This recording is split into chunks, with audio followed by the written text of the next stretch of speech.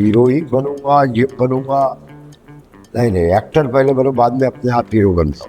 मतलब ये उसके सब ट्रेंड होता है सीक्वल का कि आज से 20 साल में मुगल आजम पार्ट 2 तो बना नहीं, चल गई एक और ब्रांड हो गई, एक और सिनेमा 2 घंटे का मामला होता है। अच्छा लगता है मुझे सिनेमा, आएंगे ओटीटी पे भी आएंगे। मैं बहुत सौभाग्यशाली एक्टर हूँ कि हर तरह के जॉनर में मुझे काम मिलता है। दोस्तों, मेरा नाम संजय मिश्रा है और आप मुझे देख रहे हैं HTT सिटी पर। देखते रहिए।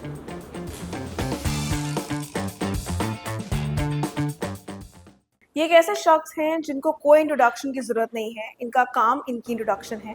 वेल, आज HT सिटी पे मेरे साथ यानी विशाखा के साथ जुड़े हैं Sanjay Mishra. Yes. Sir, firstly welcome.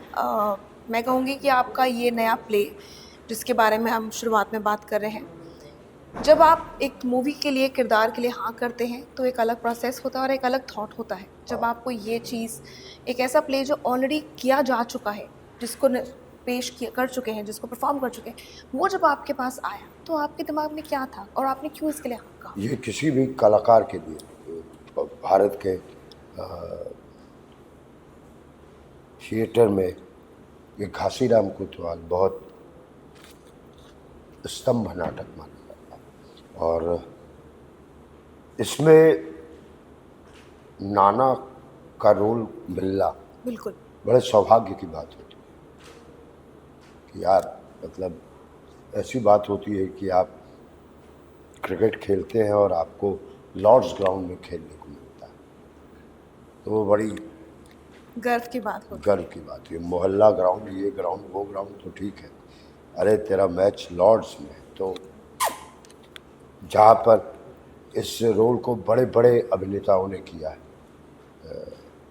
उंगलियों पे गिने जाते हैं कि इन्होंने किया है, इन्होंने किया है। आप भी उंगलियों पे गिने जाएंगे तो क्या आपने उनमें से किसी का भी काम देखा है? नहीं।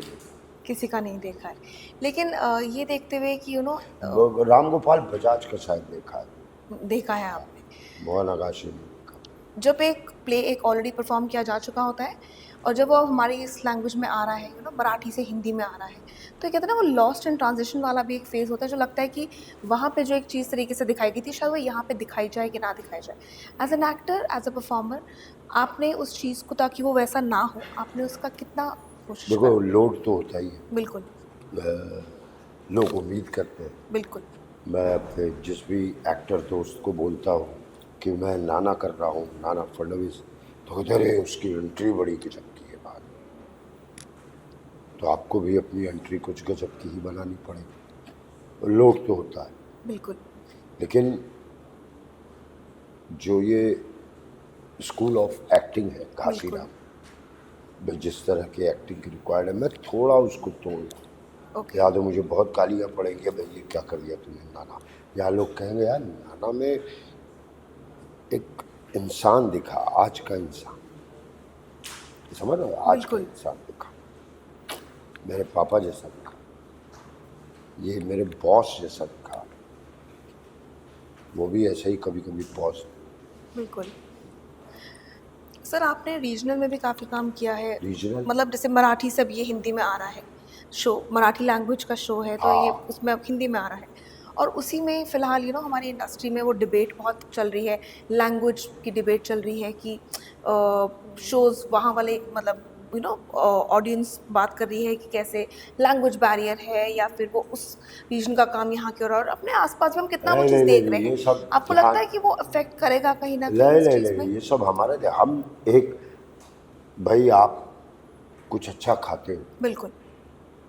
तो आप सोचते हो यार मैं किसी अपने के लिए ये अच्छा ले जाऊँ। बिल्कुल। कुछ अच्छा कपड़ा देखते हो, अरे मेरी मम्मी को ये बहुत बढ़िया लगेगा, या मेरी बेटी को ये बहुत बढ़िया लगेगा। बिल्कुल। वैसे ही जब आप कुछ अच्छा पढ़ते हो तो आपको लगता है कि इसको हर एक तक पहुंचाना चाहिए। इसमें लैंग्वेज कहाँ से है?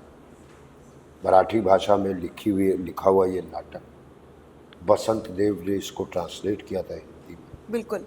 और वही हिंदी में हम इस चीज़ को, लावड़ी को, सबको ला रहे हैं। अपने ही देश का कल्चर को हम इधर उधर डाल रहे हैं कि देखो बॉस, अपने यहाँ ये था, अभी भी बचा लें उसको। बिल्कुल। अपने यहाँ ये नाटक था, कब लिखा गया था, 18वीं सदी का है ये। उस समय भी ये चीज़ था, बिल्कुल। बच लो इससे, तो ये एक अच्छी बात है। कोई ऐसा खास प्रेप है जो आप करते हैं जब आप एक किरदार को चुनते हैं या उसके लिए हाँ करते हैं? चाहे वो फ़िल्म्स के लिए सबसे हो, चाहे पहले वो मैं थिएटर के लिए हो? डायरेक्टर को सुन लेता हूँ, डायरेक्टर को जितना कुछ है डायरेक्टर से निकलवा लेता हूँ, और क्या सोचते हो, और क्या सोचते हो। फिर हर बार अलग अलग तरीके से करने की कोशिश करता हूँ, और मुझे खुद भी उस चीज़ का पता चलता रहता है, ओए एक नई चीज़ निकली, एक नई चीज़ निकली, एक नई चीज़। काफ़ी वक़्त से हमने जहाँ आपको कॉमेडी का किरदार निभाते हुए भी देखा है, उस तरीके के पंच लाइन्स देते देखा है।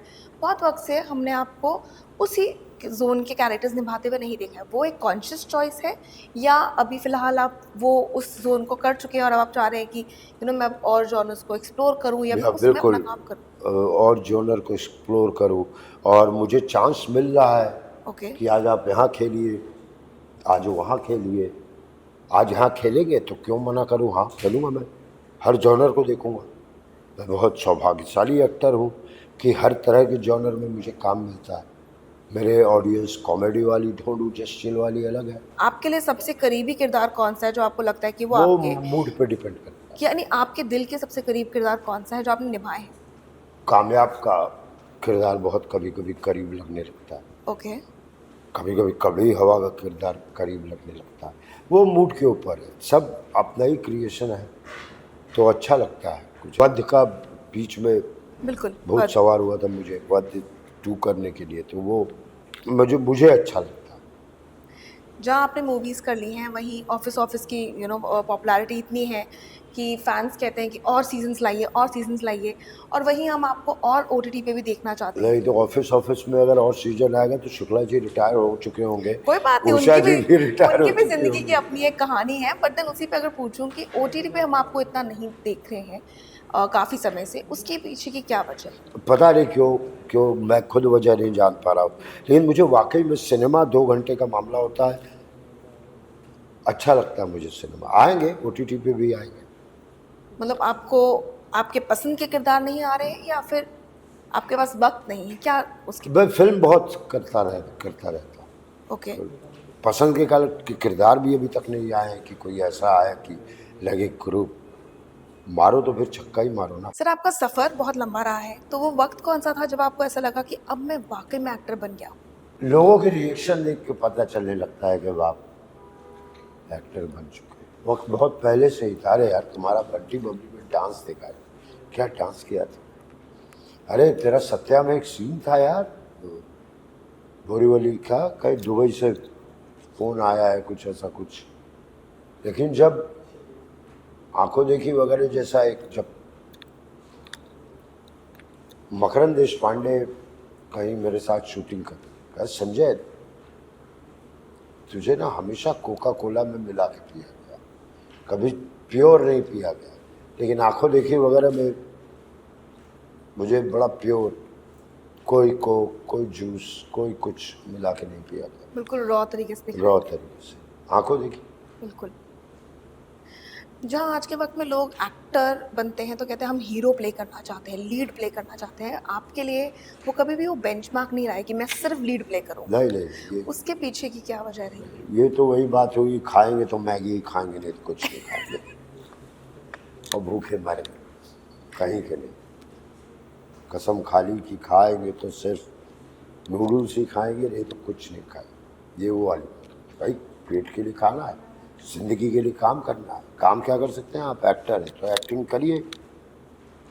हीरो ही बनूंगा, ये बनूंगा, नहीं नहीं, एक्टर पहले बनो, बाद में अपने आप हीरो बन जाओ, अगर अच्छे एक्टर बन गए तो।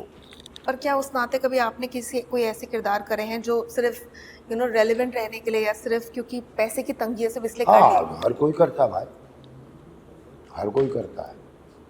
मैं अपने डायरेक्टर्स को बोलता हूँ भाई कि दोस्त गड़बड़ होगा तो लोग मुझे नहीं गाली देंगे, क्योंकि मुझे अप्रिसिएशन भी मिली। बिल्कुल। कहेंगे फल्ला ने फल्ला को यूज़ नहीं किया, अच्छा यूज़ नहीं किया, उनकी किस्मत।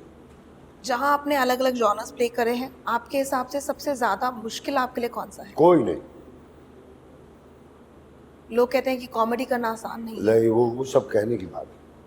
लेकिन मेरे आपने वो लिए भी एस किया है। हाँ आपने कॉमेडी करना भी बहुत अच्छे से एस किया है। हाँ, मैं एक्टिंग करना और थोड़ा मूड पे भी होता है। सब कुछ सही है तो सब कुछ बाएं हाथ से हो जाता है, नहीं तो फिर कुछ सही नहीं है तो बहुत अच्छी चीज़ भी खराब हो जाती है।